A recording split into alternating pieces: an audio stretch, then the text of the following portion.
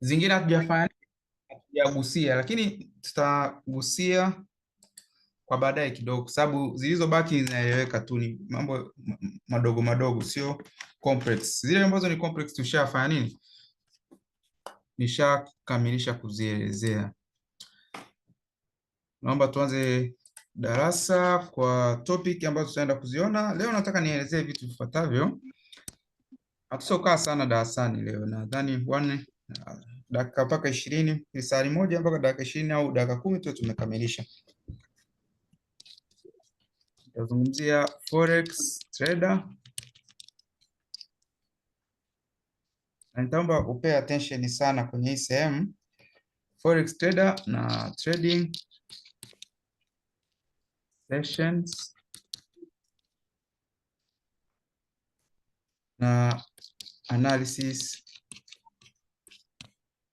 Hii ni analysis EI type ama types. Hizi ndio sehemu ambazo nitaenda kugusia kwa siku ya leo. Naomba pay attention. Sasa forex trader, maana ya forex trader, tuanze na definition ya forex trader. Huyu ni mimi na wewe, ni kama mtu akwambie retail trader ni nani.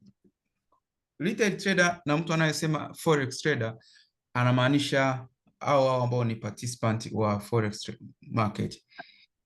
Sasa hii ni kwamba wamekuwa more specific, kwa sababu kuna mwingine unakuta labda anasema mimi ni crypto trader, cryptocurrency trader, ama mimi ni stock market traders.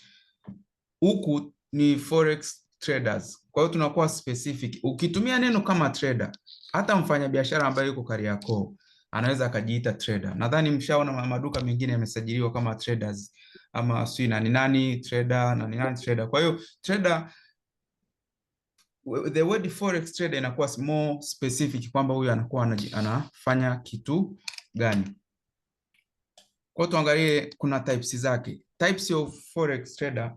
Ya kwanza, namba moja, types. Namba moja anaitwa scalper. Namba 2 day trader. Namba 3 anaitwa position. Kabla ya position tuweke swing trader. Alafu namba 4 position trader. Hii ni aina kuu 4 ambazo zinafahamika sana kwenye upande wa forex trading. Sasa tunapozungumzia aina ya forex trader, tunakuwa tunamaanisha nini? Wanakuwa wanatofautiana. Wote tunakuwa tuna trade forex. Lakini tumegawanyika into categories. Kuna wengine ni scalper, kuna wengine ni day trader, kuna wengine ni swing trader, na wengine ni position traders. Sasa tuone hawa scalper ni aina gani ya trader. Hawa ni trader wanaokaa sokoni mainly kuanzia ni short term, ama tunaweza tukasema ni short term traders. Naomba niandike kwa huku chini, ni short term trader, kwamba wao wanapoingia sokoni, kwa mfano wakabai gold, mainly wanakaa sokoni kuanzia dakika 1 mpaka 30 minutes. Yani ina maana trader akifungua trade yake inaweza akakaa dakika 1 ama dakika 5, dakika 10, mara nyingi mpaka hapa 30 minutes anafunga trade yake, anaendelea na siku nyingine inayofuata ama na trade inayofuatia. Hawa sio trader ambao wanakaa sokoni kwa muda mrefu, wanakaa sokoni kwa muda mfupi sana, dakika 1. Kuna wengine wanakaa mpaka dakika 1, dakika 3 minutes, 4 minutes. Kuna kama umeona mitandaoni huko, unaweza kukuta kuna strategy moja wanaita kwamba 1 minute strategy. Hii ni aina ya scalper traders ndio wanaotumia hiyo, kwamba mtu anakaa sokoni dakika 1 ama ikizidi dakika 2 kamaliza, kafunga trade yake. Sasa tunasema hiyo ni njia ambayo inahusisha high risk. Ni scalper trader ni watu ambao, ama ni trader, ni group la traders wanao trade katika high risk environment. Tutaenda kujifunza huko baadaye, tukishafika kwenye intermediate topic zile utakuja kuona vizuri. Day trader hawa ni aina gani? Number 2, hawa ni trader ambao wanakaa sokoni kwa masaa 24 kama jina lilivyo, 24 hours. 24 hours. Anaweza akafungua trade labda saa moja asubuhi akafunga trade yake labda saa 5 usiku. Baada ya masaa 20 na ngapi na manne, ama ndani ya masaa 24. Sio lazima iwe masaa 24. Anaweza akafunga ndani ya masaa 8, akafunga trade ndani ya masaa 9, akafunga trade ndani ya masaa 4. Wote hawa tunaweka kuwa ndani ya nini? Tunaita day traders.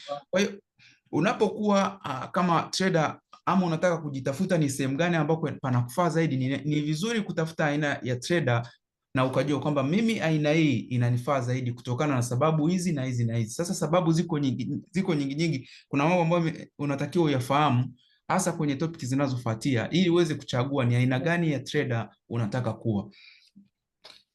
Tukija namba 3, hawa ni trader ambao wanaweza wakahold trade more than a day au more than 24 hours. Hawa wanaweza wakahold trade kuanzia labda 24 hours au labda wakahold for 2 days ama wakahold for 3 days. Wote hawa tunasema ni swing traders.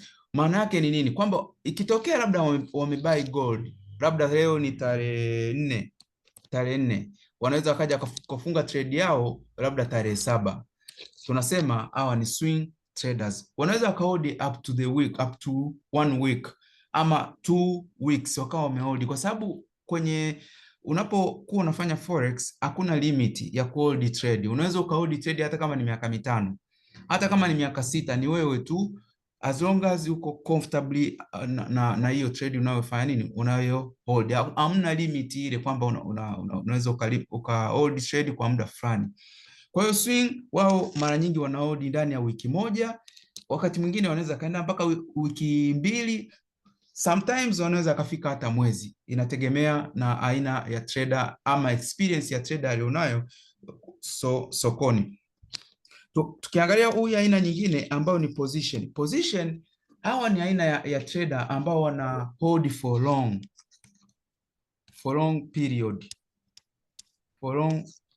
period. Wanakuwa na muda mrefu sana wana hold trade. Mainly kuanzia 1 month na kuendelea. Kwa hiyo position traders asilimia kubwa akiingia sokoni anaweza akafungua trade January akaja kuifunga December. Hiyo ni trade moja, na mara nyingi position trader ni experienced trader ama ni wale trader ambao tayari wana capital kubwa. Unakuta mtu ana capital ya dola 400, ana capital ya dola milioni 1, kiasi kwamba anaingia sokoni na lot size labda ya 100, labda lot size ya 100, anafungua position hata 4. Ina maana anatembea lot size ya 100 ngapi? 400. Ana hold trade for 1 year. Kwa hiyo unaweza ukaona kwamba akitengeneza pips labda kwa mwaka mmoja, tuseme akatengeneza pips labda 7,000, ni mfano. Maana yake anaweza akawa ana dola ngapi hapa? 4 mara 7 inakuwa ni ngapi? Ina maana inakuwa 4,000 mara 7,000. Anakuwa anatengeneza hicho kiasi sokoni. Kwa hiyo position mara nyingi ni wale giant, tunasema traders ambao wanakuwa na mtaji ambao ni mkubwa. Hata wewe ambao una mtaji mdogo hauzuiliwi kuwa position, kwamba hauzuiliwi ku hold trade for a long term, lakini mara nyingi trader kama hana experience ya kutosha, si rahisi kuhold ndani ya kuhold trade miezi 6, kuhold trade miezi 8, ama kuhold trade mwezi mmoja. Huwa inakuwa ni ngumu kidogo, kwa sababu there are some obstacles, kuna emotions, kuna mambo mengi factors kibao ambazo zinaweza kumfanya akapata ofu. Kwa hiyo hawa ni position trader, wanakuwa wana experience, hawaendeshwi na hizi daily news ndogo. Mara nyingi kufanya maamuzi ya kufunga trade, labda itokee kwamba kuna mabadiliko makubwa yametoka sokoni, kwa hiyo inawalazimisha kufanya nini? Kufunga trade zao.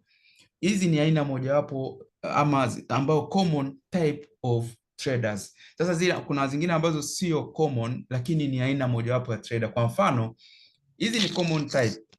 Zote ambazo sio common, kuna ambao labda wanajiita, naomba nifute hii sehemu nikuongezee tu, lakini hii sio common. Namba 5 wanajiita event driven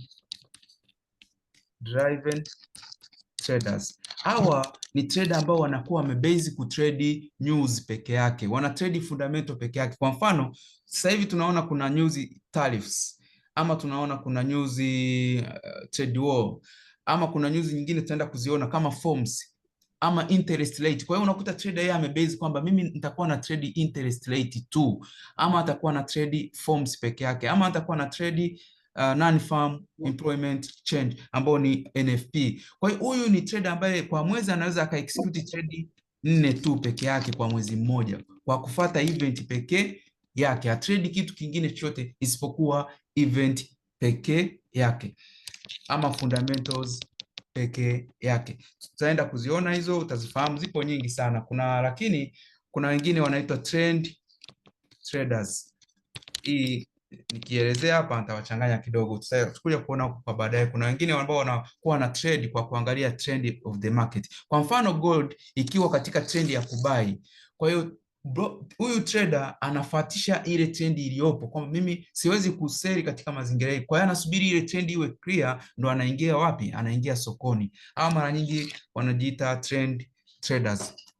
Na kuna aina nyingine algorithmic traders. Hawa ni wale ambao wana trade kwa kutumia trading robots kama ushasikia, ama software mitandaoni. Wengine wanauzia robots zile, kwamba trading robots. Na nashauri mtu yoyote kama yuko hapa, don't waste your money, kwenda kujifunza, usije ka waste your money kwenda kununua robot ya dola ngapi. Robots inafanya kazi, lakini kuna miiko yake, kuna namna ambavyo utaeleza jinsi robot inavyofanya kazi. Robot haiwezi kujitegemea yenyewe. Kwa hiyo usije ka waste pesa yako kwamba unaenda kununua robot ama software yoyote, kwamba itakuwa ina trade yenyewe wewe ukiwa umekaa tu haufanyi chochote. Hamna software ya namna hiyo. Twende kwenye aina nyingine. Hapo mpaka kwenye hapo ni kuna mtu ambaye ana question aina ya trade hapa. Kabla tujaenda kwenye trading analysis, humu ndani ya hapa kwa trader, tuangalie kitu kinaitwa forex chart time frame. Sababu sitaweza kufundisha hii trading analysis ama trading session kama haufahamu hii hapa. Kwa hiyo tujifunze hii, afu tutaenda kwenye hiyo nyingine. Forex chart ya time frame. Hii inatusaidia kwenye kufanya analysis. Kwa mfano, sisi tunaenda kutrade gold, tunaenda kutrade Nasdaq, tunaenda kutrade US 30. Hivi ni vitu ambavyo tutadili nazo ama instrument ambazo tutadili nazo. Sasa hatuwezi kufanya analysis bila kutumia time frame. Kwanza, time frame inaendana na nini? Kuna kitu hapa kinaitwa chati. Hii chati. Chati zimegawanyika. Tuangalie types of chati. Ya kwanza kuna candlestick. Namba 2 kuna bar. Namba 3 kuna line chart. Kwa hiyo kuna aina 3 types of chart: candlestick, bar chart and line chart, ambao ni very common kwa traders. Sisi tunatumia inaitwa candlestick chart. Bar chart sio common sana. Bar chart inatumiwa sana na watu ambao nadhani waliosomea finance. Zile chart zenu huwa naona mnachora kwa kutumia bar chart sana. And line chart mara nyingi inatumika kwenye mambo na yenyewe ya finance ama business report. Zile report ambao wanakuwa mnaandaa watu ambao ni wa biashara na vitu kama hivyo, mara nyingi wanatumia line chart. Lakini kwetu sisi tunatumia candlestick. Mara nyingi sana tunatumia candlestick. Kwa sababu gani? Candlestick inakuwa na taarifa nyingi. Sasa naomba hii somo ni switch twende kwenye live chat niweze kukuonyesha hapa. Kwenye chat nitakufundisha huko, nitakuelezea namna time frame inayofanya kazi, after connecting na kwenye nini candles hizi chat moja kwa moja. Twende hapa.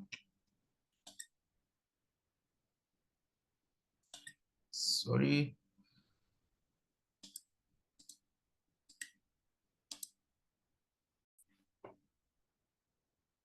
Chati inaonekana. Hii ni pair ya gold. Hii ni pair ya gold. Nataka nikuonyeshe, tunataka kujifunza vitu vifuatavyo, nikuonyeshe kupitia hapa hapa kwenye chati.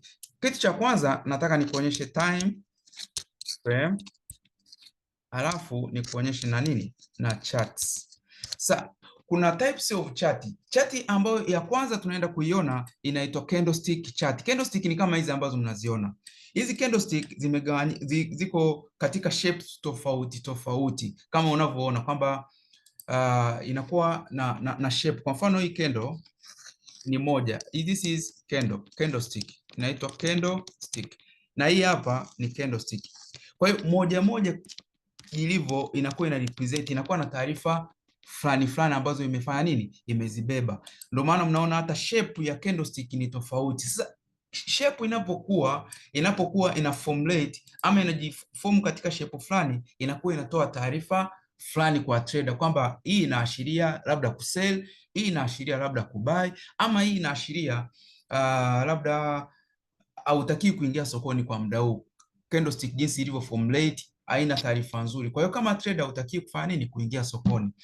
Kwa hiyo hii ni aina mojawapo ya chati ambayo tunaita ni candlestick chati. Candlestick chati. Sasa kuna mwingine anaweza kujiuliza hizi rangi, je, hii rangi ya kuwa na red color, hii nadhani ni green. Hii ni green. Sio blue hii ni green. Hizi rangi una set wewe kama trader. Unapokuwa unafungua labda kwenye MetaTrader 4 ama MetaTrader 5 ama TradingView kama inavyotumia hapa, unaweza ukaseti rangi yoyote ile unayotaka, kwamba hii kwa mfano kama hapa mimi nimeseti nini? Hii red inamaanisha sell. Alafu hii green inamaanisha buy. Kwa hiyo ukiwa unaona chati kwamba inapanda kama hivi juu huku, inakuwa inamaanisha kufanya nini? Chati ina buy ama candlestick ziko katika kwenye mpangilio wa kubuy. Lakini unapoona kwamba price kama hivi imetengeneza candlestick za red peke yake, unakuwa unaelewa kwamba market iko katika ku sell. Hiyo ndo taarifa ambayo iliyopo. Lakini wewe unaweza ukaweka labda hii rangi ya red ukaifanya ikawa labda green, alafu hii green ikawa labda purple. Ni vyovyote vile ambavyo unataka, but most common color ambazo tunatumia ili uweze kuwa wewe mwenyewe uweze kupata taarifa nzuri, mara nyingi tunaweka red for sell na hii green for buy ama blue for buy. Unaweza ukaseti unavyotaka wewe. Twende kuangalia kwenye aina nyingine ya chati. Unaona hapa hii symbol hapa, nikiklik hapa zinaniletea chati aina mojawapo. Kuna bar chart, kuna candlestick au wanazo nyingi, lakini ukiwa unatumia MT4 ama MT5 wao wanakuwa nazo aina 3: bar chart, candlestick and line chart. Lakini hapa wanazo aina nyingi kulingana na matumizi, kwa sababu TradingView inatumiwa na watu wengi, professional traders, hedge fund na watu wengine wanatumia. But for us tunatumia aina hizo tatu, mainly commonly ya candlestick. Twende nikuonyeshe bar chart. Unaona bar chart hapo, nimepress ikaja bar chart imeandikwa bar ama bars chart. Kwa hiyo bar chart unaona jinsi inavyokuwa, haina taarifa za kutosha. Tukitaka kufanya analysis hapa inaweza ikatuia ngumu sana, kwa sababu hatutoweza kupata nini? Taarifa za kutosha. Twende kwenye aina nyingine ya chart ambayo ni line chart. Unaweza ukaona line chart inavyokuwa. Ni kama zile chati za ripoti fulani, labda performance ya kitu fulani, unaweza ukaona kwamba ikakuonyesha hapa ilikuwa inagusa kwenye price fulani, price hii. Kwa hiyo line chart huwa haitoi taarifa nyingi kama ilivyo candlestick chart. Ndio maana unaona trader wengi tuna focus kwenye candlestick chart. By the way, candlestick ndo ilikuwa ya kwanza kuwa formulated ama kugundulika na from Japan ama Asia. Hizi nchi za Asia ndo ziligundua haya mambo. Hata Ulaya forex ilikuja kwenda baada ya kuanzia huko Japan, China na sehemu nyingine, na waliificha. Walipofahamu kwamba kuna kitu kama hiki forex, wakaificha hii. Hata Ulaya walikuwa hawafanya nini? Hawafahamu. Ukija kusoma historia vizuri itakuonyesha jinsi ilivyokuwa. Japan, China, na sehemu nyingine huko wameanza kufanya forex miaka mingi sana, karne zilizopita huko, before hata wapi? Before hata Europe. Kwa maana hata sasa hivi kuna traders wengi sana wakubwa sana, ukienda upande wa Japan wapo wengi sana ambao wanafanya vizuri sana sana sana. Kwa hiyo mpaka hapo ulishaona kwamba types of chart. Sasa kuna kitu ambacho tumezungumza kuhusiana na time frame. Time frame. Naomba ni switch kwenye candlestick. Turudi kwenye candlestick. Kuhusiana na time frame. Time frame zimegawanyika. Nitafundisha kupitia hapa hapa, wewe utaandika. Time frame. Time frame. Namba moja imegawanyika katika 1 minute, 2 iko katika 5 min, 3 iko katika 15 minute, 4 iko katika 1 hour, 5 iko katika 4 hour, 6 iko katika daily na 7 iko katika weekly, alafu 8 iko katika monthly. Sasa hii unaweza ukajiuliza kwa nini hizi time frame ina maana gani? Ina maana gani? Tunafahamu kwamba forex inafanyika, tuliona kwamba inafanyika 24 hours 5 days a week. Maana yake ni nini? Soko linakuwa linazunguka, linatembea muda wote au masaa yote 20 ngapi? 24, 5 days a week. Sasa kwa mfano hii ni chati ya gold. Hii ni chati ya gold. Chati ya gold. Tunapotaka kufanya analysis kwa kuangalia gold, tunataka tuone performance ya gold kulingana na time frame, kwamba muda fulani ilikuwa inafanya nini, muda fulani ilikuwa inaonyesha kitu gani. Kwa hiyo tutakachokifanya tutaswitch kwenye zile nini, kwenye time frame. Time frame ukibonyeza kwa mfano kama hapa hii sehemu, kuna mwingine anaweza asione hapa, unaweza kaona nikiklik hiyo sehemu, ina maana italeta time frame mbalimbali. Sasa hii ni trading view, ina time frame nyingi kuliko labda hizo trading platform zingine, but commonly ni hizi kama ambazo nimefanya nini, nimekuandikia hapa. Kwa hiyo gold, nikitaka kujua kwamba gold ndani ya dakika moja ilikuwa inafanya nini, ndani ya dakika moja candlestick ya gold ilikuwa inafanya nini, ama movement za gold zinafanya nini ndani ya dakika moja, nitaswitch chart yangu kwenda kwenye nini, 1 minute. Nitakliki hapa kwenye 1 minute na chart ya 1 minute itafanya nini, itadisplay. Sasa hii inakuwa inamaanisha nini? Nikikliki katika 1 minute time frame, maana yake ni nini? Kwamba hii candle moja unayoiona hapa inakuwa formulated ndani ya dakika moja. Yaani kila dakika inapofunguka inafungua candlestick nyingine. Sasa hivi angalia saa yako, tuko ni saa 2 dakika 24. Unaona hii candle hapa, hii candle hii candle unaona inavyo move, ilikuwa red, sasa hivi imetani to green. Tusubiri dakika 25, kuna candle itazaliwa hapa tena nyingine.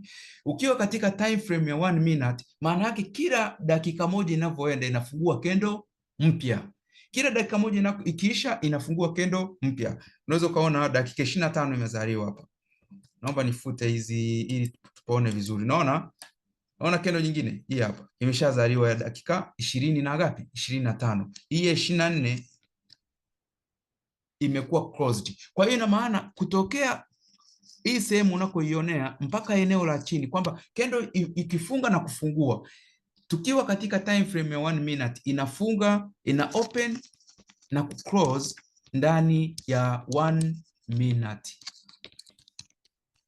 Si nimeeleweka hapo? Tukiwa katika time frame ya 1 minute, candle moja inafungua na kufunga ndani ya dakika moja. Kwa hiyo candle yote unayoiona hapa imefunga na kufungua ndani ya dakika ngapi? Ndani ya dakika moja. Ndani ya dakika moja inazaliwa nyingine, ndani ya dakika moja inazaliwa nyingine, ndani ya dakika moja inazaliwa nyingine. Even the structure of the market inabadilika. Kwa mfano tukiwa hapa katika 1 minute, unaona dakika 26 imezaliwa nyingine hii hapa. Kama unaiona dakika 26 imezaliwa nyingine.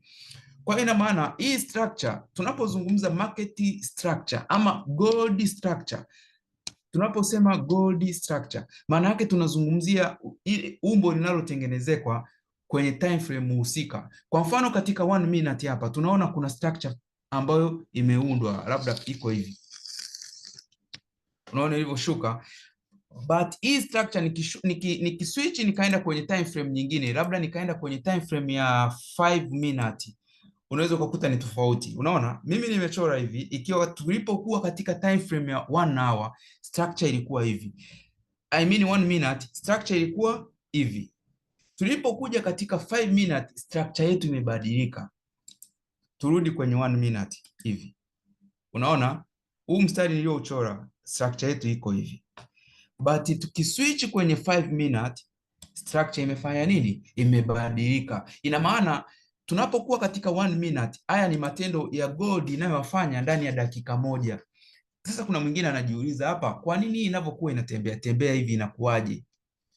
Kwenye world market price na yenyewe inakuwa inabadilika. Yaani huwezi ukaenda gold sasa hivi pale ambako wameweka kwamba price ikawa constant kama hivyo hivyo. Hapana, inakuwa inabadilika badilika. Kuna kitu kinaitwa ounce. Ounce. Hata hii ni OUNCE.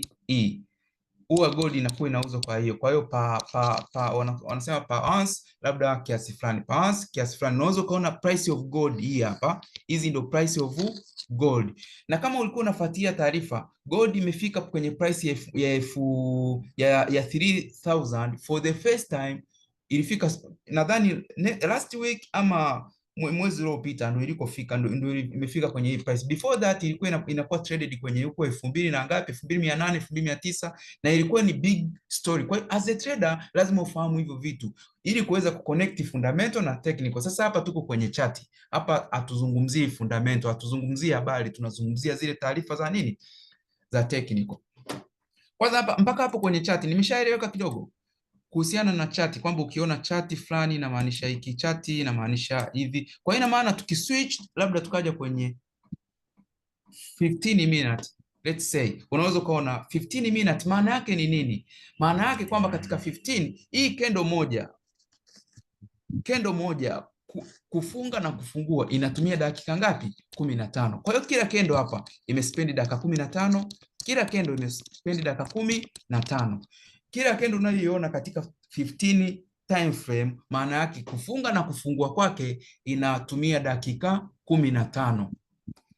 Na unaweza ukaona structure imekuwa nini? Imekuwa tofauti na 1 minute. Tunaweza tukaenda tena tukaja kwenye time frame ya 4 hour, let's say 4 hour, unaweza ukaona na structure imebadilika kabisa, imekuwa kama sio yenyewe tena gold. Kwa hiyo maana yake ni nini? Kwamba hii chart tuliopo katika kila kendo moja kufunga na kufungua inatumia masaa mangapi? 4. Maana yake ikifungua saa 1 asubuhi inafunga saa 4 asubuhi, na kuanzia saa 5 asubuhi inafungua nyingine mpaka saa 9 saa 9 hadi 4 hours. Kwa hiyo saa 9 inafungua nyingine, hivyo hivyo mpaka masaa 4 candlestick hizi.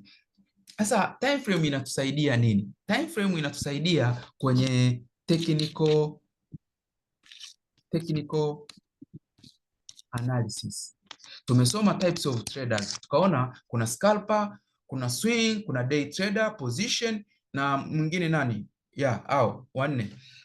Sasa maana yake nini? Kwamba ikitokea kwamba mimi nikajiita nikasema ni scalper, sitohitaji kuja kutrade katika time frame ya huku pakubwa huku ambako labda 4 hour ama daily ama weekly ama monthly. Hapana, nitaswitch chati yangu kuja kwenye upande wa nini?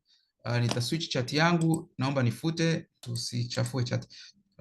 Nitaswitch chati ije kwenye upande wa 1 minute ama kwenye 5 minute. Yes. Sauti yako leo kwa kweli haiko vizuri, sijajua kama ni kwangu ama ni kwa wengine pia. Yaani kuna wakati unasikika kwa sauti, kuna wakati sauti inasikika kwa mbali sana. Okay, sijajua nipe labda update. Peana update kuhusiana na hiyo. Mimi sijisikii kokote. Kwa hiyo nyie ndio mnatakiwa mniambie. Mimi nakusikia vizuri. Ninakusikia vizuri. Mimi nakusikia vizuri. Okay, basi brother, weka sauti vizuri. Weka vizuri sauti yako. Sawa, asante. Internet iweke vizuri. Kwa hiyo maana yake ni nini? Kwamba ikitokea kwamba wewe ukawa ni aina ya scalper, hautotakiwa ama hautohitaji kwenda kuangalia time frame kwamba katika haya time frame market inafanya nini, kwa sababu wewe unakuwa unacheza katika lower time frame. Kwa mfano 5 minute ndio unakuwa unacheza nako, unafanyia nini? Analysis zako. Lakini ikitokea kwamba wewe ni let's say ni swing trader, unaweza uka hold trade for labda 1 week or 2 weeks na kuendelea huko. Maana yake utatakiwa kuistudy hii chart yako kuanzia time frame hadi kubwa, kwamba ukaweza kuenda kwenye time frame ya maybe kuanzia labda 4 hour, ukaangalia 4 hour market ilikuwa inafanya nini, then ukaja 1 day ambao ni daily chart. Kwa hiyo maana yake daily chart nini? Kwamba hii kendo moja kufungua kwake na kufunga inatumia masaa 24. Kufunga na kufungua kwa hii kendo inatumia masaa 24. Kwa hiyo nitatakiwa kufahamu kwamba ndani ya daily market ilikuwa inafanya kitu gani, price ilikuwa inafanya kitu gani, ama gold ilikuwa inafanya kitu gani. Nitafanya analysis kwenye daily, nitaangalia kuna nini. Nitakuja katika weekly, nitaangalia kuna nini. Maana yake hii kendo moja kufunga na kufungua kwake inatumia wiki moja. Kwa hiyo kendo moja unayoiona hapa, tukiwa katika time frame ya wiki, maana yake kila kendo hapa ina spend 1 week kufanya nini, kukamilika. Mpaka hapo nitakuwa sijui nimeeleweka. Kwa hiyo ina maana the more unavyokuwa position, unavyokuwa trader ambao unahitaji kuhold trade kwa muda mrefu, ama unahitaji kuexist kwenye soko kwa muda mrefu, maana yake utakuwa unatumia haya time frame. Kwa sababu gani? Mfano ukikaa na mtu, labda mtu akaja kukutembelea nyumbani pale, ukakaa naye dakika moja, ama ukakaa naye let's say dakika 10 tu, alafu akaja mtu mwingine ukakaa naye siku 4. Kati yao wawili kuna mmoja unaweza ukamstudy tabia zake, ukajua anapenda nini, anakula chakula gani, maisha yake yako vipi, na kuna mwingine utaondoka na hauna taarifa za kutosha, especially yule aliyekaa muda mfupi na wewe. Same as to nini kwenye hii chart, kwamba chart inavyozidi kuwa kwenda katika higher time frame inakuwa ina provide more information, alafu inapokuwa katika lower time frame inakuwa na less informations. Kwa hiyo unaweza usipate taarifa nyingi ukiwa katika lower time frame, tofauti na yule mtu ambaye anakuwa katika higher time frame. Anapata nini? Anapata taarifa zaidi za kuielewa kwamba kama hii ni gold, kwa nini inatupa inafanya kitu fulani, kwa nini inafanya kitu hiki, kwa nini inafanya kitu hiki. Kwa hiyo unakuwa na taarifa nyingi sana. Same as to investor. Kwa mfano investors wakiwa wanafanya analysis kwa ajili ya trade zao, kwa mfano labda Wall Street ama Nasdaq huko, even hata hapa nyumbani, wao investors ambao wameinvest kwenye DSE wameinvest a lot of money. Kwa hapa Tanzania nadhani Wachaga wamepiga hatua sana, wameinvest a lot of money. Unakuta mtu mmoja ana more than hata bilioni 500 amewekeza kwenye hizo DSE. Nadhani walipata elimu kabla. Sasa wale pale na wenyewe wanakuwa wanafanya analysis kwa muda mrefu, kwamba anaangalia, je, hizi company ambazo nanunua share zao na vitu kama hivi, performance of the company ya muda mrefu, miaka 5, miaka 4, miaka mingapi, itakuwaje? Sasa unapokuwa na information nyingi sana, ndio inaweza kufanya ukanunua share fulani za kampuni fulani, na ukawa na reason kwamba hizi share nilizonunua naweza nikazihold for 5 years. For 5 years nategemea return ya kiasi gani? Kiasi fulani. Kwa sababu gani? Kwa sababu naona nimenunua share za CRDB, mfano naona CRDB wanaenda kufungua tawi Ethiopia, naona CRDB wanaenda kufungua labda hiki na hiki, wanaenda kuanzisha huduma zingine za simu, wanaenda kuanzisha huduma fulani. Kwa hiyo yote itashangia kuifanya ile share zangu zinapata thamani zaidi. Kwa hiyo unafanya analysis katika higher time frame ya namna hiyo, na inakupa taarifa nyingi zaidi. Lakini ukija na una milioni 1, unataka milioni 1, kwanza hawa hawatakagi hata elimu. Yaani akija kwa mfano anataka kununua share za milioni 1 mfano, hataki hata elimu. Yeye anachowaza ni faida. Anakuambia bwana, kwani nikiweka milioni 1 nitapata kiasi gani? Naanza kupata concept hapo.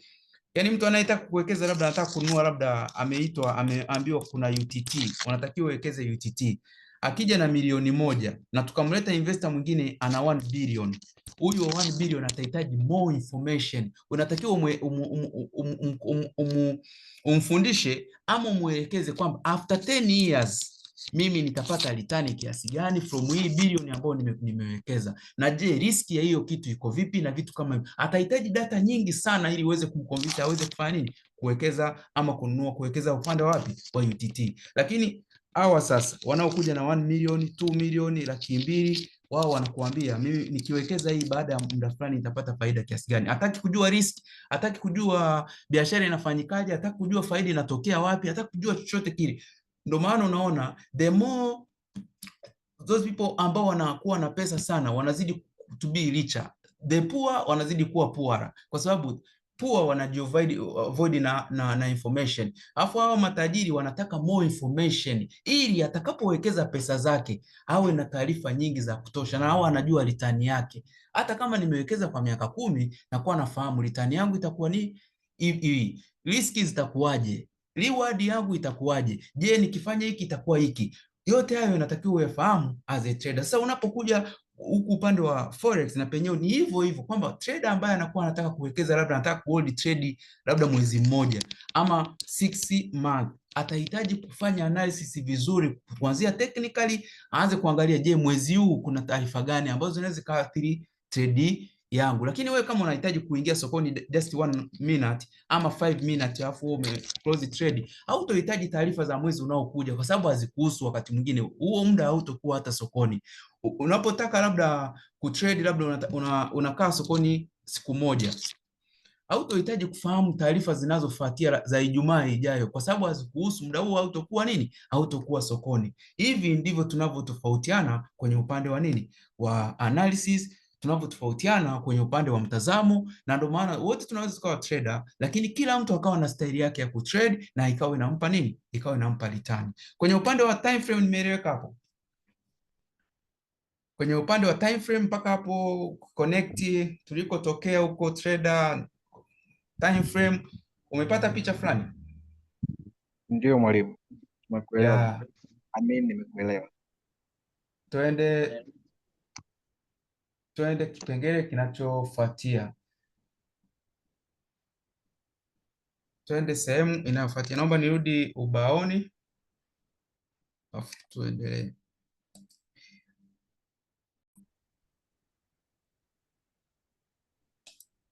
Trading sessions. Sasa trading session ni nini? Kwa sababu tumesema forex inafanyika, naomba ni delete tuwe na ubao mzuri.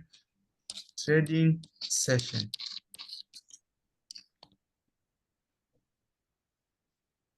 Trading sessions. Kwa sababu tumesema forex trading inafanyika 24 hours 5 days a week. Unaona? Inafanyika ndani ya siku ngapi? Masaa 24 kwa siku, ndani ya siku 5, Monday to Friday. Maana yake haya ni masaa kulinganisha na nchi zote forex inakofanyika, masaa yanatofautiana. Ukiwa mtu ambaye yuko USA, hata ukimpigia sasa hivi USA sijui itakuwa ni saa ngapi sasa hivi. Wao inaweza ikawa hata ni jioni I think, ama ikawa ni asubuhi. Inategemea. Ukienda Japan inaweza ikawa ni muda mwingine tofauti, ukakuta hata ni saa 8. Ukienda labda Singapore ukakuta ni muda fulani. Sasa hizi session zipo kwa ajili kutengeneza huu mzunguko ambao sisi trader tunategemea kuwa tuna trade. Mtu ambaye yuko Tanzania anatofautiana masaa na mtu ambaye yuko South Africa, tunazidiana yale masaa, lakini tunachokitrade ni kile ambacho ni nini, ni soko la forex. Kwa hiyo unatakiwa kuzielewa hizi sessions wanaposema kama market open saa fulani, ama wanakuambia labda session open labda saa 6 mchana, labda masaa ya Tanzania, afu ina close. Usiandike hapa, kwanza nisikilize. Close labda saa 9, labda saa 10 jioni, mfano labda saa 10 jioni. Kwa session fulani imefungua labda saa 6 mchana afu imefunga saa 10 jioni. Kuna mwingine anaweza kujiuliza, je, kuna ofisi ama kuna kitu gani ambacho wanakuwa wanamaanisha kwamba session fulani inafungua saa 6 mchana afu inafunga saa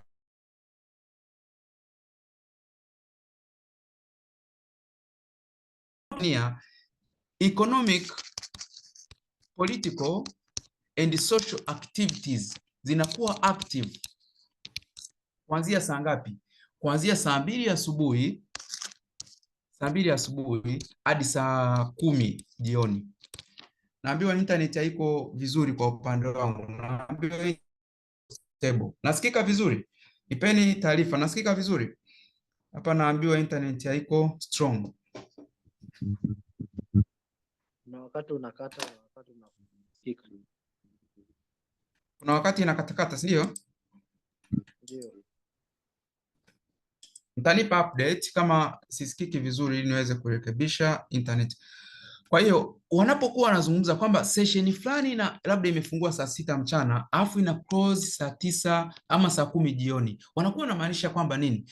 Tunafahamu kwamba drivers wakubwa wa forex trading ama forex ni hizi social, political and economic activities. Social activities, political activities and economic activities. Sasa zile activities, ule muda ambao zinakuwa active na ule muda ambao zinakuwa kama zina seize fulani, ndio muda ambao zinakuwa active tunasema market iko closed. Alafu muda ambao zinakuwa ni kama zina seize tunasema ndo market iko nini? Iko closed. Nikatolea mfano, kwa mfano hapa Tanzania ofisi nyingi sana zinafungua zinaanza activities zao saa 2 asubuhi. Ukienda kwenye ofisi private and government office wote unakuta kuanzia hii saa 2 asubuhi ama saa 3 asubuhi wanaenda mpaka saa 10 jioni. Ukienda saa 11 jioni ama saa 12 jioni unakuta ofisi nyingi zimefunga. Ina maana mpaka kesho saa 2 asubuhi. Kama una service ambayo unatakiwa uende ofisini kuattend, labda unahitaji kupata kitu fulani kwenye government office ama private office, unaweza ukaikosa kwa sababu ofisi nyingi saa 12 jioni, saa 11, saa 1 usiku zinakuwa ziko nini? Ziko closed. Kwa hiyo ina maana ingekuwepo kwamba kuna trading session ama Tanzania trading session, sisi ungekuta labda ya kwetu ni saa 2 asubuhi mpaka saa ngapi? Labda saa 10 PM, 4 PM. Ungekuta iko hivi kwamba hii ndio ingekuwa session yetu. Kwa hiyo tungekuwa mtu anataka kutrade labda TZS versus Kenyan shilling, ungekuta anaitrade muda ambao ni wa nini? Zile activities zinakuwa active. Sio kama naeleweka hapo. Kwa hiyo huu muda ambao inakuwa active Tanzania tunakuwa active, even T shillings unakuta iko busy, inakuwa iko very busy, inakuwa kama ni kubadilika inabadilika vizuri sana kabisa, lakini inapofika on weekend ni kama vile market sasa inasimama kwa sababu activities hazipo. Kwanza ofisi nyingi ziko closed, kuna miamala mingi haiwezi kufanyika kwa muda huo. Hata wale ambao labda wanafanya exportation kubwa BOT, unakuta wanakuambia huu muamala wako lazima kufanya mpaka usubiri mpaka siku labda Monday ama usubiri Tuesday. Same as to public holiday. Inapotokea kuna public holiday yoyote, tutaenda kuziona zile public holidays zinazokuwepo. Kwa mfano kwa Marekani kuna ile Halloween, kama sijakosea kuitaja, wanavaa kama mambo ya kutishatisha hivi.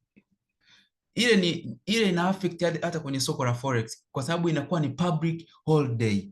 Kama sisi huku inapokuwa labda Nyerere Day, ingekuwepo Nyerere Day, ina maana hakuna activities zinazofanyika, public office ziko closed, ukienda kwenye bank unakuta wako closed. Kwa hiyo kama kuna miamala inataka kufanyika mikubwa haiwezi kufanyika kwa siku hiyo. Kwa hiyo hiyo ni public holiday. Even session kwa siku hiyo ni kama iko imesizia, panakuwa hapa hamna nini? Hamna session. Kwa hiyo ukisikia market session kwamba inafungua kuanzia saa labda saa fulani mpaka saa fulani, usijue kazani kwamba kuna ofisi. Hapana, wanamaanisha zile activities zinapoanza kuwa activated.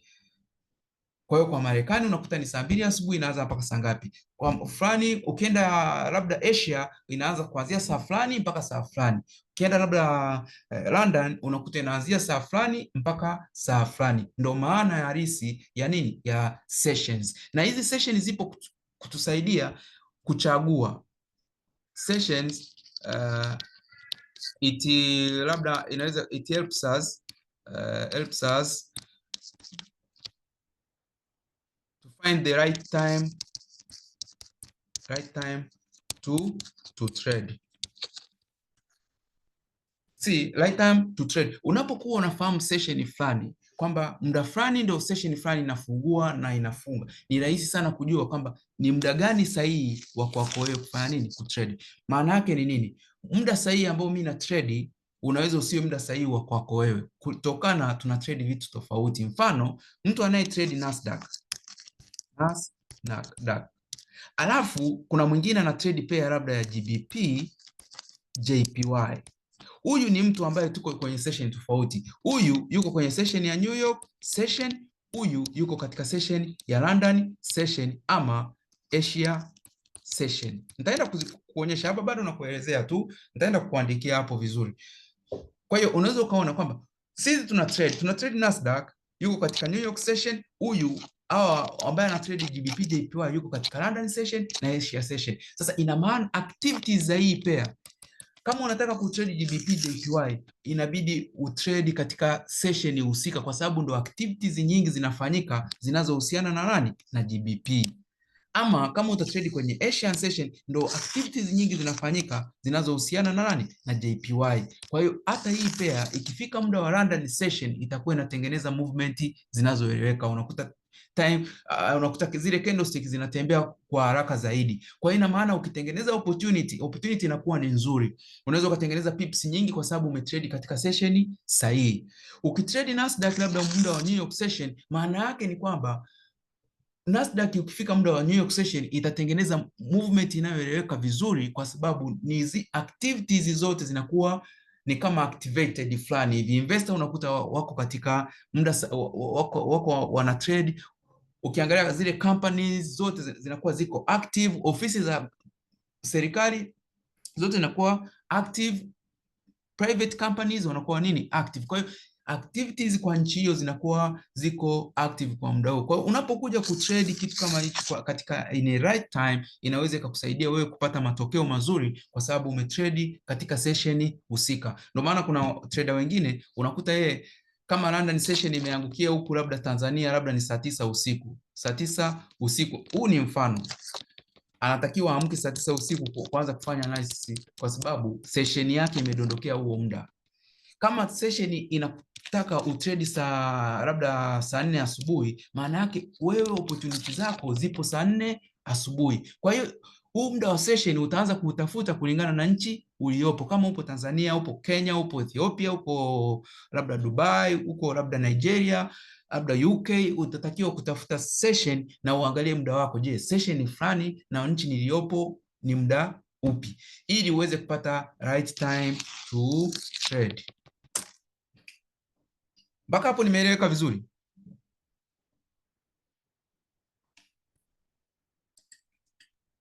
Ndio umeeleweka. Yeah. Usije ukakaa kimya afu ukaja ukaturudisha huku mwanzoni.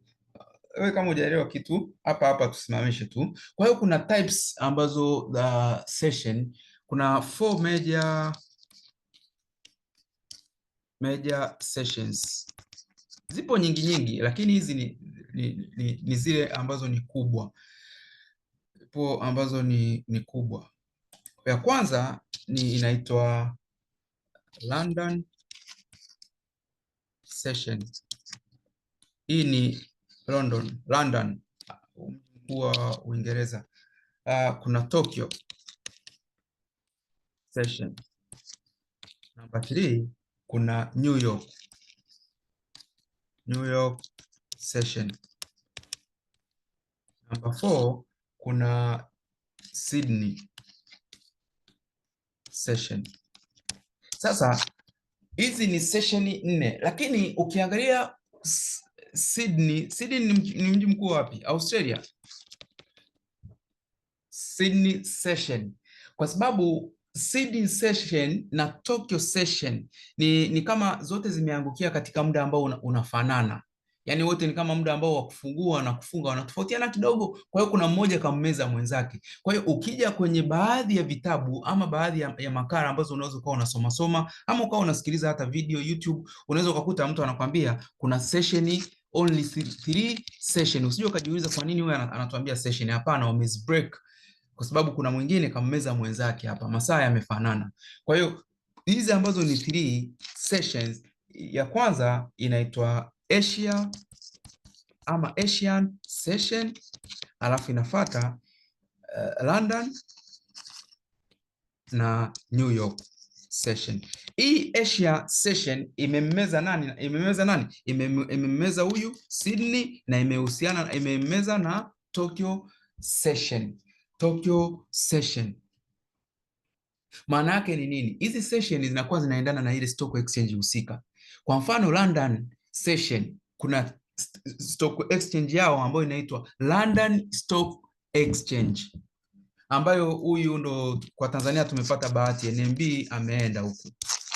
That's a very nice good news. Yani kuwa na company ambayo inakuwa listed kwenye hizi stock exchange ni moja ya mafanikio makubwa sana. Itafika wakati tutaanza kumtrade hata NMB moja kwa moja, na ama company yote ambayo ikiweza kwenda kwenye hizo session nyingine. Lakini ukienda kwa mfano Tokyo kuna stock yao ambayo inaitwa Tokyo Stock Exchange. Tokyo Stock Exchange, New York Stock Exchange. Hii ndo kongwe kwa duniani kote, hii ndio kongwe, imekuwepo miaka mingi sana. Miaka mingi sana imekuwepo. Miaka mingi sana. Wazungu wameanza kutrade New York Stock Exchange miaka mingi sana, hata kabla even before the technology, wana exchange tu mazao kama before that. Mpaka sasa hivi ambako wamefikia, imekuwepo miaka mingi sana. Kampani yako kuwa listed hapa, kwanza wana masharti sana, na ubaguzi juu. Wanahitaji kampani ambazo ziko kwa Marekani pale. Asilimia kubwa ni zile ambazo ziko pale. Kama kutokea nje, basi ni zile ambazo ni giant sana. Tukija hapa Sydney na wenyewe wana kwao Sydney Stock Exchange. Kwa hiyo unakuja kuona ile session inapokuwepo ikiwa active, maana yake hata zile wale stock traders wanakuwa wako very very active. Hata hapa Tanzania tungekuwa na session yetu, maana yake ingekuwa inambeba nani? DSE. Even DSE wana muda wao wa kufunga na kufungua. Kwa wale watu ambao mnafuatilia, wanao muda wa kufunga na kufungua session ya DSE, kwamba inakuwa active muda fulani. Si huwezi kuamka tu muda wote ukaenda kununua, kwa sababu kuna wale trader ambao ni day trader kwenye upande wa stock market. Kuna ambao ni day trader, ananunua shares labda za kampuni fulani, anazihold tu just a single day, anauza. Unakuta mtu ananunua shares za milioni 500, anahold, anapata faida labda milioni 25, milioni 30, anaachia tu siku hiyo hiyo. Kwa hiyo wapo ambao na wenyewe ni day trader huko kwenye stock exchange. Kupata elimu nzuri na penyewe unaweza ukajifunza, kwa sababu hii ni ya kwetu na bado ina grow. Kuna kampani ambazo ina grow, zipo nyingi, Twiga company, wapo CRDB, NMB na nyingine ambao Vodacom Tanzania, wote wako huko. Kwa hiyo unaweza session yake ingekuwa labda inaitwa Dar es Salaam Stock Exchange, tungekuwa labda na Dar es Salaam session. Sasa ina maana kipindi cha Dar es Salaam session unakuta hii DSE ingekuwa very very active, lakini sisi bado hatujafika kuwa wakubwa kiasi hicho, lakini naamini huko baadaye itakuwa ni big deal, kwa sababu tunakoelekea unaona hata kampuni zetu sisi za hapa nyumbani kama NMB anaanza kupenetrate mpaka anaenda huko kwenye London session, London Stock Exchange. Basi is a good news. Kampani nyingi zikifanya hivyo, na sisi tutajikuta tunatengeneza trader wengi sana hapa wa stock market na hawa ambao wa upande wa forex pia. Kwa hiyo tukija kwenye hii Tokyo, maana yake tuangalie sasa kwa muda ambao nakuwekea hapa ni muda ambao ni wa Tanzania. Kwa hiyo kama huko nchi nyingine utaangalia utaconvert kwa kuangalia. London session inafungua saa ngapi? Hii inafungua saa 4 asubuhi AM mpaka saa 12 PM. Tukija kwenye Tokyo session, hii inafungua AM usiku mpaka saa 6 noon. Tukija kwenye New York session, hii inafungua saa 9 PM alafu mpaka 00 midnight, saa 6 usiku. Sydney session inafungua saa AM mpaka saa 4 AM. Unaweza ukaona saa 9 usiku mpaka saa 4 asubuhi. Maana yake umeshaona hapa sababu ambao hii wameweka katika Asia, kwamba Tokyo anafungua yeye saa 9, ule muda ule ambao anafungua Sydney, mpaka saa 6 usiku. Maana yake huyu Tokyo amemmeza nani? Sydney. Kwa hiyo kwa mtu ambaye anahitaji kutrade Australian, labda AUD CAD, anatakiwa trade katika haya masaa hayo, japokuwa kuna other factors tutaenda kuziona huko, kishaunganisha na fundamental na mambo mengine, unaweza ukapata picha ambayo ni nzuri. Sasa kuna kitu kimoja, usije ukakariri hizi session haya masaa. Kuna kitu kimoja inaitwa, watu wa geography watatusaidia, mambo ya time change yale. Unakuta kwa mfano summer time kwa upande labda wa USA, labda inaanza muda fulani, labda ilikuwa ni Juni kipindi fulani. Sasa kile kipindi unakuta kinabadilika. Ama wale watu ambao mnaangalia mpira, unaweza kukuta kuna mechi fulani ulikuwa unaziangalia kwa upande wa Uingereza, ligi labda ya Uingereza, ulikuwa unazitazama saa 8 mchana, lakini unashangaa kuna kipindi fulani zote zina switch, zinakuwa zinaanza saa 11 jioni. Kuna mabadiliko yale masaa. Hiyo inaitwaje? Wale watu ambao watusaidie, masaa huwa yanabadilika dunia nzima hayo, kwamba unakuta nchi fulani tulikuwa tunazidiana masaa 2, lakini kipindi fulani kikifika tunazidiana masaa 3, ama unakuta kutoka kwa masaa 3 tunazidiana risali 1. Nchi zote kuna hiyo mabadiliko ya hiyo time frame. Hiyo inaitwaje? Ambaye anafahamu atusaidie mambo ya geography. Sasa ikitokea mabadiliko ya namna hii, ina maana kwa upande wa New York session unaweza kukuta New York session inafungua saa ngapi? Saa 10 PM na kuendelea mpaka saa ngapi? Saa 6 usiku, lakini hii itaongezeka, itaenda mpaka saa 7 usiku kwa sababu ya yale masaa yamebadilika. Kote huku kwenye London, Tokyo, Sydney, pote patabadilika kulingana na ile clock ya nini, ya world clock inavyobadilika. Nadhani mpaka hapo mtakuwa mmeshanipata. Japokuwa yanabadilika, inaweza ikabadilika risali 1 ama ikashuka chini ama ikaongezeka kulingana na ile time ilivyofanya nini, ilivyobadilika. Mpaka hapo nimeeleweka? If any question mpaka hapo tulikofikia. Sawa, ni maswali. Sasa kama masaa yanabadilika kwenye hizo sessions, how do we know sasa, kwa mfano leo unataka kutrade, how do you know kwamba unatakiwa yani session ni saa ngapi? Is there a place ambayo unaweza kuhakikisha kama ni 3 PM au ni 4 PM hivyo?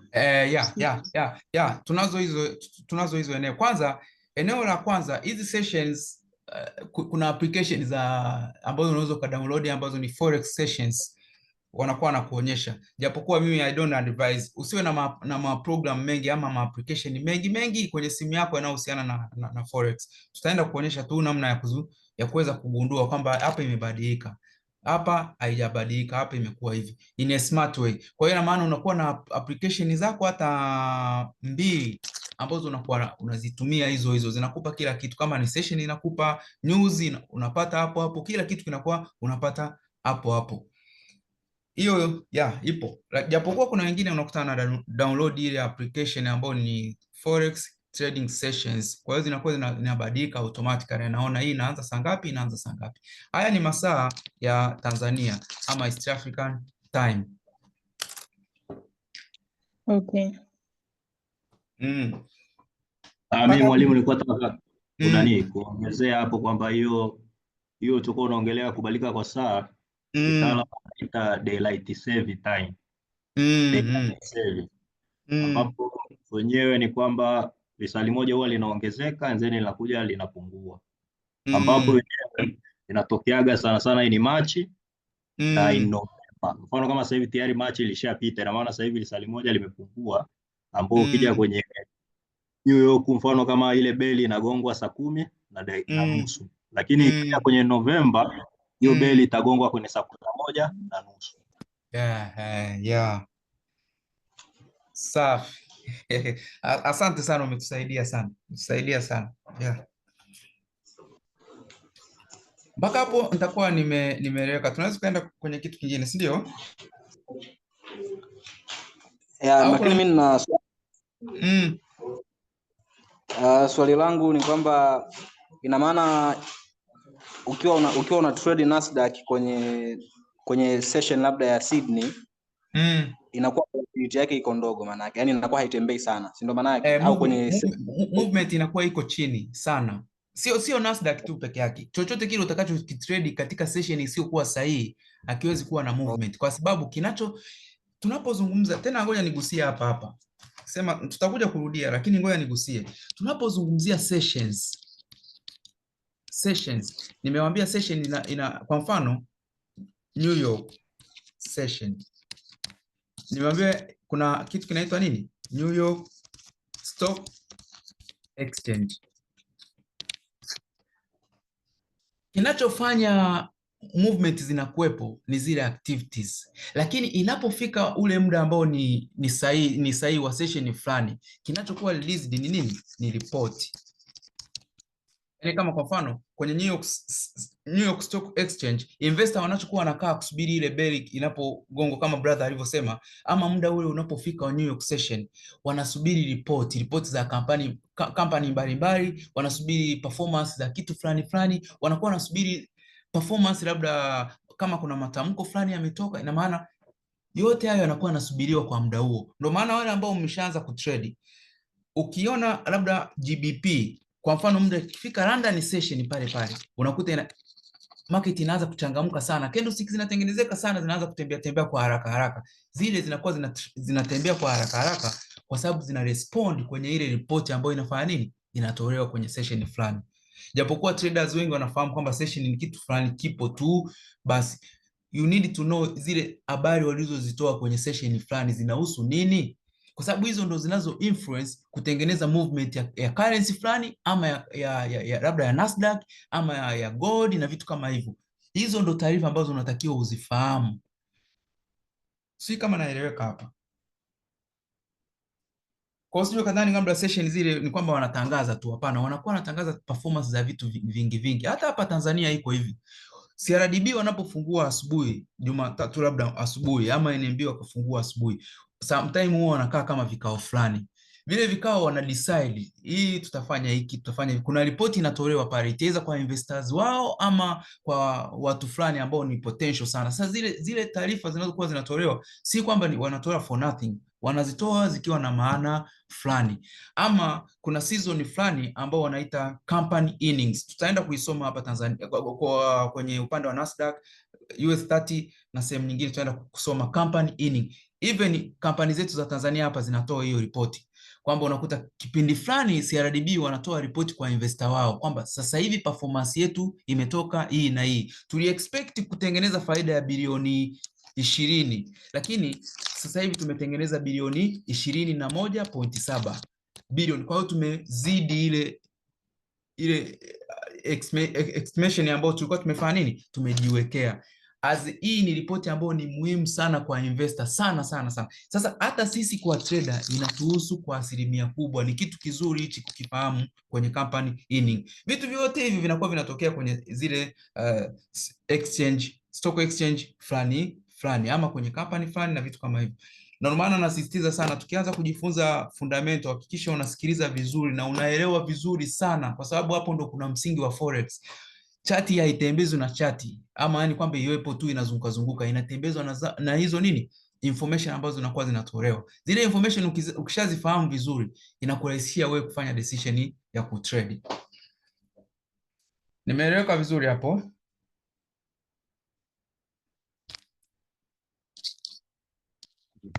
Nimeeleweka. Yeah. Forex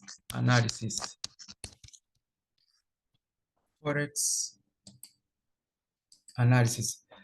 Hili ndio kipengele cha mwisho ambacho tunaenda kukiona kuhusiana na forex analysis. Tumezungumza kwamba tumeona time frame, tukaona candlestick. Je, unaweza kujiuliza trader, nitawezaje kujua kwamba huu ni muda sahihi wa kusell ama kubuy gold ama kubuy Nasdaq? Nitajuaje? Kwa ili uweze kufahamu, utapitia forex analysis. Lazima ufanye analysis kuweza kufahamu kwamba huu ni muda wa kubuy, huu ni muda wa kusell, huu sio muda wa kuingia sokoni, huu ni muda ambao unatakiwa nisubirie, huu sio muda ambao ama huu ni muda ambao ni mzuri lakini natakiwa nisubirie kitu fulani fulani. Kwa hivi vitu vyote utavifahamu kupitia forex analysis. Sasa analysis zipo aina zifuatazo. Ya kwanza inaitwa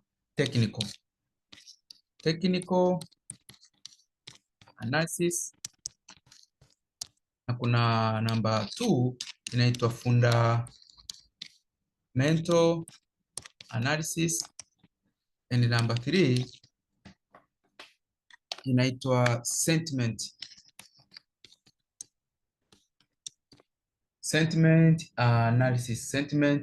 analysis. Alafu nyingine ambayo hii ni ya kwetu sasa tutaisoma inaitwa character. Hii haipo. Hii ni ya kwetu lakini yenyewe lazima utaisoma, ni muhimu sana kuijua. Most common ni hizi. Usije kaenda kumwambia bwana kuna character fulani analysis, hapana. Kuna utozikuta kwenye vitabu vingine. Hii ni ya kwetu. Japokuwa tutaisoma na yenyewe kwa in deep ili uweze ikusaidie. Sasa tuanze na moja baada ya nyingine. Tuanze na hiyo technical analysis.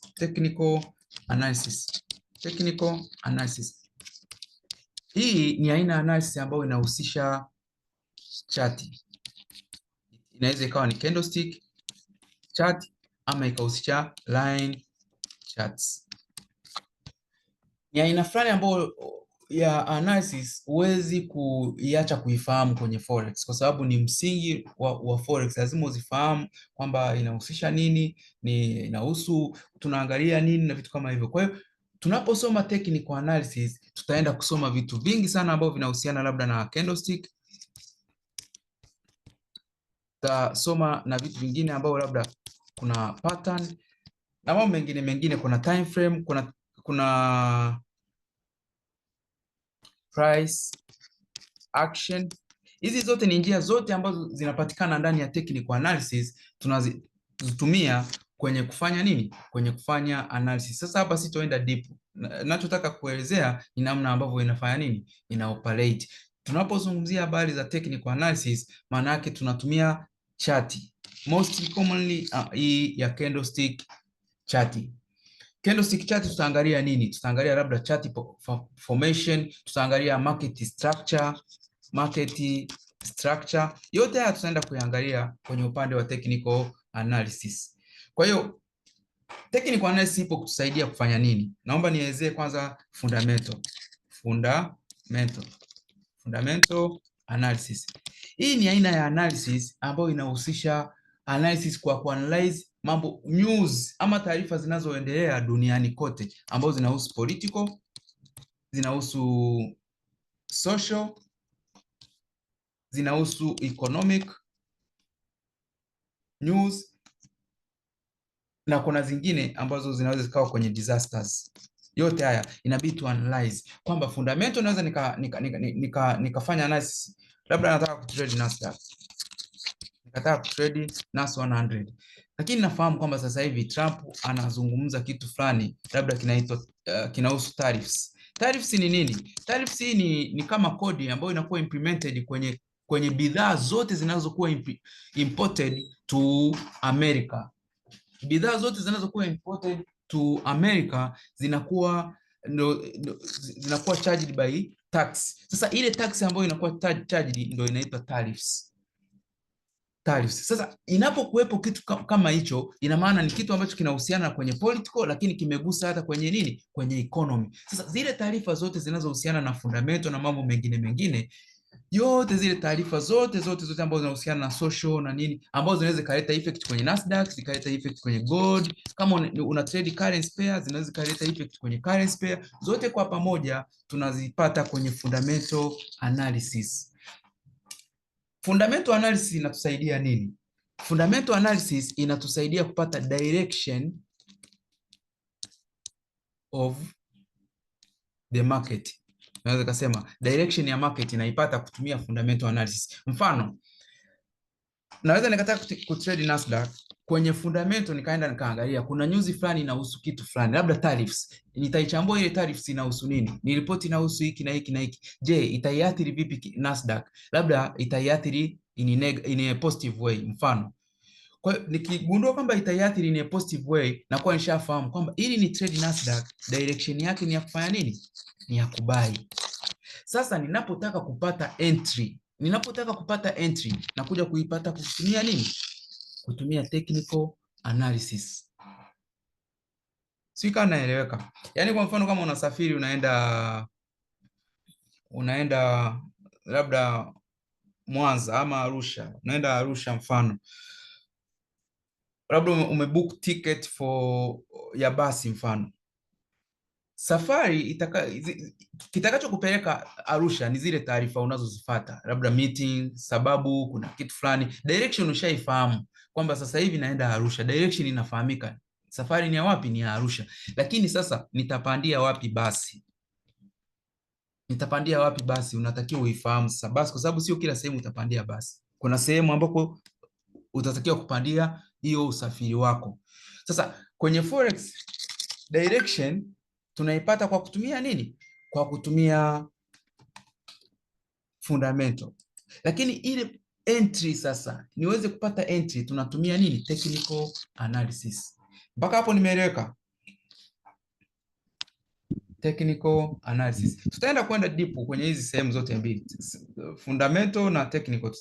Tutaenda kuzisoma zote mbili. Twende kwenye hii sentiment analysis. Hii ni aina fulani ya analysis ambayo inahusisha traders indicators, ama inaweza ikawa inahusisha indicators, ama ikawa inatuhusu trader moja kwa moja. Naomba nielezee inafanyaje kazi. Mfano, tunaweza kuwa tunataka kutrade Nasdaq, lakini nikaangalia kwenye system, labda nikaangalia Nasdaq, watu wengi sana duniani kote wanaonekana kufanya nini kwenye Nasdaq? Labda wanaonekana kubuy.